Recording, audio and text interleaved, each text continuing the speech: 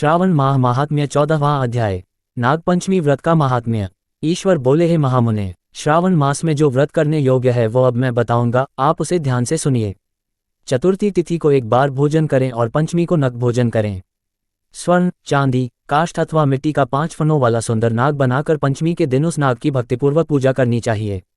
द्वार के दोनों ओर गोबर से बड़े बड़े नाग बनाएं और दधि, शुभ दुर्वांकुरों, कनेर, मालती, चमेली, चंपा के फूलों, गंधों, अक्षतों, धूपों तथा मनोहर दीपों से उनकी विधिवत पूजा करें। उसके बाद ब्राह्मणों को घृत, मोदक तथा खीर का भोजन कराएं। इसके बाद अनंत, वासुकी, शेष, पद्मनाभ, कंबल, करकोटक, अश्व, 8वां धृतराष्ट्र, शंखपाल, कालिय तथा तक्षक इन सब नागकुल के अधिपतियों को तथा इनकी माता कद्रु को भी हल्दी और चंदन से दीवार पर लिखकर फूलों आदि से इनकी पूजा करें।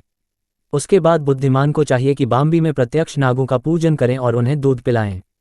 घृत तथा शर्करा मिश्रित पर्याप्त दुग्ध उन्हें अर्पित करें। उस दिन व्यक्ति लोहे के पात्र में पूरी आदि ना बनाए। नैवेद्य के लिए गोधूम का पायस भक्तिपूर्वक अर्पण करें। भुने हुए चने, धान का लावा तथा जौ सर्पों को अर्पित करना चाहिए और स्वयं भी उन्हें ग्रहण करना चाहिए। बच्चों को भी यही खिलाना चाहिए, इससे उनके दांत मजबूत होते हैं। सांप की बाम्बी के पास श्रृंगारयुक्त स्त्रियों को गायन तथा वादन करना चाहिए और इस दिन को उत्सव की तरह मनाना चाहिए। इस विधि से व्रत करने पर सर्प से कभी भी भय नहीं होता है।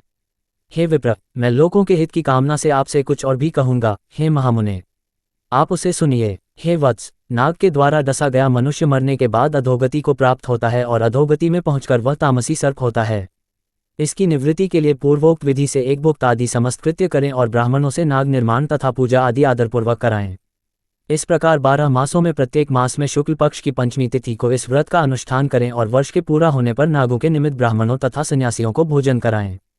किसी पुराणज्ञाता ब्राह्मण को रत्नजटित सुवर्णमय नाग और सभी उपस्करों से युक्त तथा बछड़े सहित गौ प्रदान करें। दान के समय सर्वव्यापी, सर्वगामी, सब कुछ प्रदान करने वाले अनंत नारायण का स्मरण करते हुए ये कहना चाहिए, हे गोविंद, मेरे कुल में अगर कोई व्यक्ति सर्पदंश से अधोगति को प्राप्त हुए हैं, वे मेरे द्वारा किए गए व्रत तथा दान से मुक्त हो जाएं। ऐसा उच्चारण करके अक्षतयुक्त तथा श्वेतचंदन मिश्रित जल वासुदेव के समक्ष भक्तिपूर्वक जल में छोड़।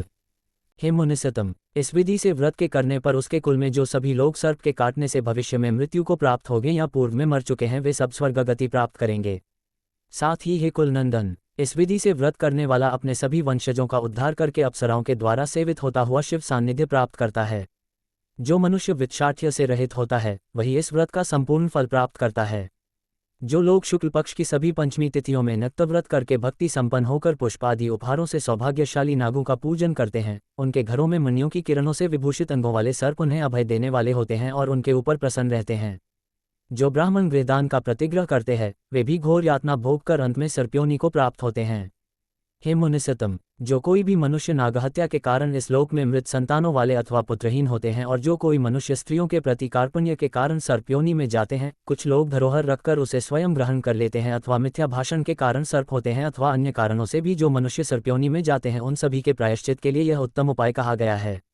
यदि कोई मनुष्य वित्साठ्य से रहित होकर नागपंचमी का व्रत करता है तो उसके कल्याण के लिए सभी नागों के अधिपति शेषनाग तथा वासुकी हाथ जोड़कर प्रभु श्रीहरि से तथा सदाशिव से प्रार्थना करते हैं। तब शेष और वासुकी की प्रार्थना से प्रसन्न हुए परमेश्वर शिव तथा विष्णु उस व्यक्ति के सभी मनोरथ पूर्ण कर देते हैं।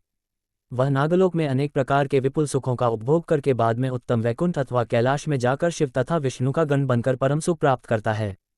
हे वत्स, मैंने आपसे नागों के इस पंचमी व्रत का वर्णन कर दिया। इसके बाद अब आप अन्य कौन सा व्रत सुनना चाहते हैं उसे बताइए। इस प्रकार श्री स्कंद पुराण के अंतर्गत ईश्वर सनत कुमार संवाद में श्रावण मास महात्म्य में नागपंचमी व्रत कथन नामक 14वां अध्याय पूर्ण हुआ।